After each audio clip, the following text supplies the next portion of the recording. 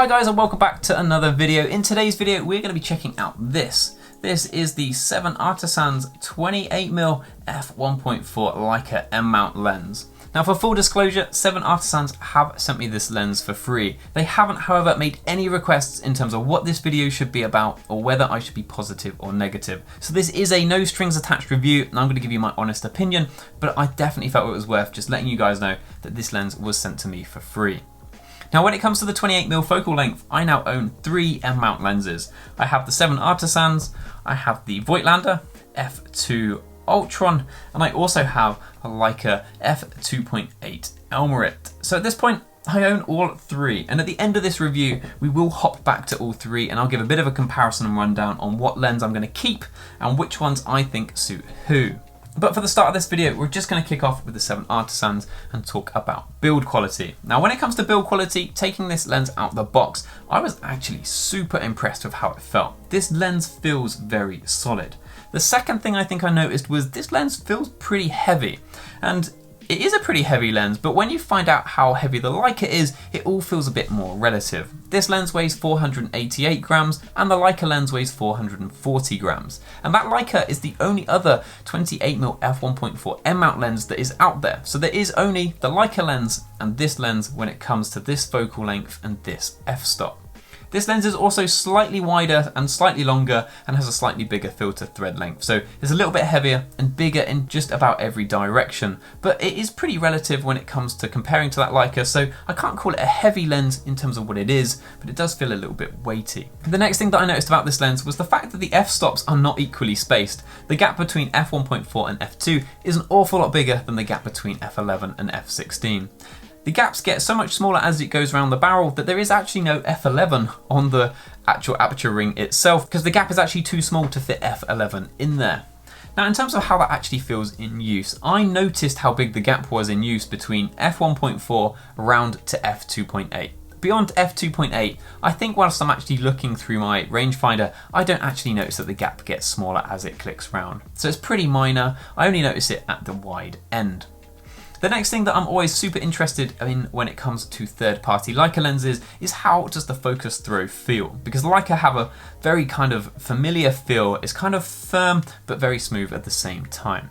And I think that this lens is actually the best focus throw of any third-party M mount lens that I've used. It's better than any Zeiss lens or Voigtlander lens I've used in the past.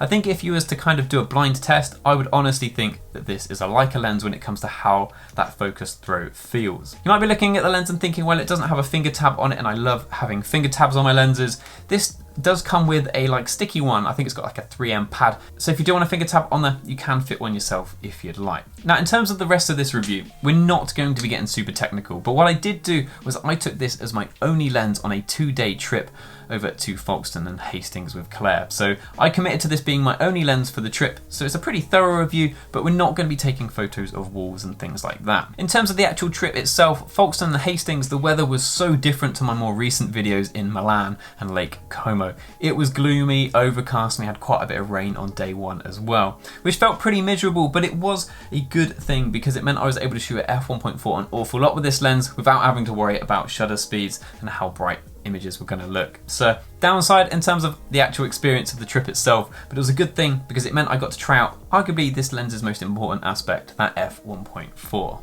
And it feels like I should probably just get the bad news out the way first. This lens is soft at f1.4, it's also pretty soft at f2 as well, but by f2.8 it ends up being pretty good. To the point that I actually found myself on my digital camera on my M10 actually avoiding f1.4 and f2 towards the end of the trip. Now how much f1.4 and f2 being soft is going to matter to you is going to depend on what and how you shoot. Now if you're shooting film, you might actually quite like that slightly soft look at f1.4 and f2 because I find sometimes with film, if you've got a super sharp clinical modern lens, that you end up getting a bit of a weird look when it comes to film. The other thing I found was when taking portraits on digital, sometimes having a lens that's super sharp wide open can lead to portraits that sometimes just look a bit too sharp and they bring out the flaws a little bit too much. I think this lens sways slightly towards being a little bit too soft, hence me using 2.8 quite a bit. But at the same time, if you like that slightly softer look, this lens might actually give you the results you want. But if you're wanting super tack sharp images wide open at f1.4, this lens isn't going to be the one. You are going to have to spend 6 grand on the Leica alternative. I did think for a while that maybe this lens was just front or back focusing. Maybe it wasn't soft, but I took a few test shots kind of shooting down a tape measure, and I can confirm that f1.4 and f2, there was nothing along the tape that I deemed to be sharp. One thing that I was super impressed with this lens was its flare control. This lens does not come with a hood. I think you can buy one separately, but I shot it the entire weekend without a hood or a filter on the front, and I didn't have any flaring issues at all. And we did have some pretty bright sun on our second day in Hastings, and I took some backlit portraits and things like that with next to no issues at all. I often find that flaring is one of the kind of giveaways of a cheap lens, and this lens does not suffer from any kind of flaring issues at all from what I experienced. When it comes to colours, I think maybe the 7Artisans comes out looking slightly muted compared to the Leica equivalent. However, by the time I've imported the images into Lightroom and slapped a preset on the top, I didn't really notice any difference in colours between this lens and some of my Leica lenses. When it comes to shooting at f1.4, you do get a pretty good level of background separation. It's very clear what the subject is in images when you shoot at this point. At f1.4 you do get a bit of a vignette. Personally, I don't mind this at all. I actually like a vignette when I shoot wide open. I quite like it on some of the Leica lenses as well, because when you're shooting portraits, it kind of just focuses you in. If you're not shooting portraits and you're shooting digital, vignetting is one of the easiest things to fix in post. So I think generally people accept the fact that you're going to get a vignette when you're shooting wide open. This lens definitely does. The other thing to bear in mind as well with f1.4 is if you're shooting film, the difference between having a lens that is f1.4 and f2 can be the difference between getting the shot and not being able to get it at all.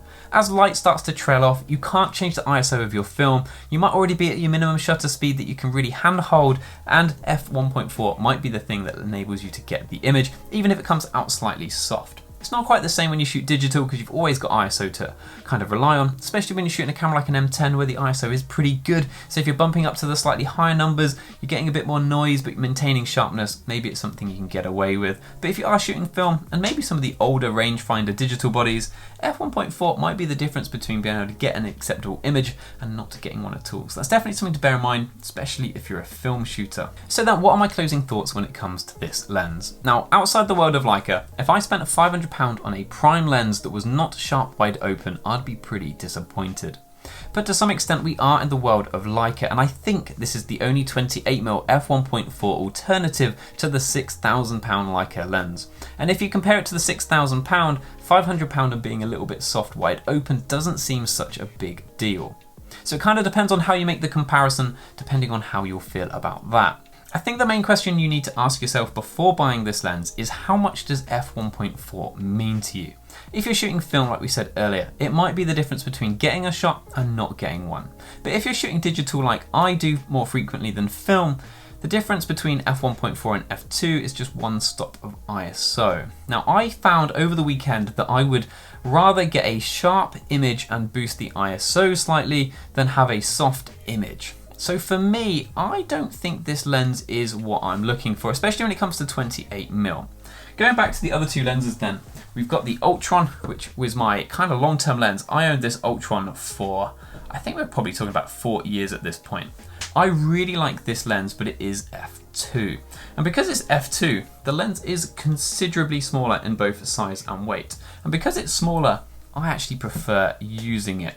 When it comes to performance, f2 on this lens open is pretty sharp, and actually I think it's probably slightly sharper than the 7Artisans. And then very recently, like I said earlier, I picked up the 28mm Leica Elmarit, and this lens is the lens that I'm going to be keeping. Now I find when I'm shooting a 28mm lens, I don't want super out of focus backgrounds. I can reserve that for my longer lenses where you're really going to be getting that kind of separation on the longer telephoto lenses. And when it comes down to 28, I actually would rather have a very small, lightweight, compact lens that I don't really notice that I'm carrying, rather than some of these sort of more bulky, bigger lenses because they're quicker. But like I was saying, other people are going to have very different opinions because some people definitely need f1.4 where I don't feel like I do, especially on an M10. But if you're shooting a film camera or an older Leica where you just can't lean into that ISO as much, then lenses like this are your only option. If you have any questions about anything you've seen today, please feel free to hit me up down in the comments and I'll do my best to get back to you. And importantly, if you've enjoyed this video, please do not forget to like and subscribe. There's plenty more content, especially Leica content at the minute, in the works, and it'll be coming to the channel very, very soon. Thank you guys for watching, and I hope to see you in the next one. Cheers.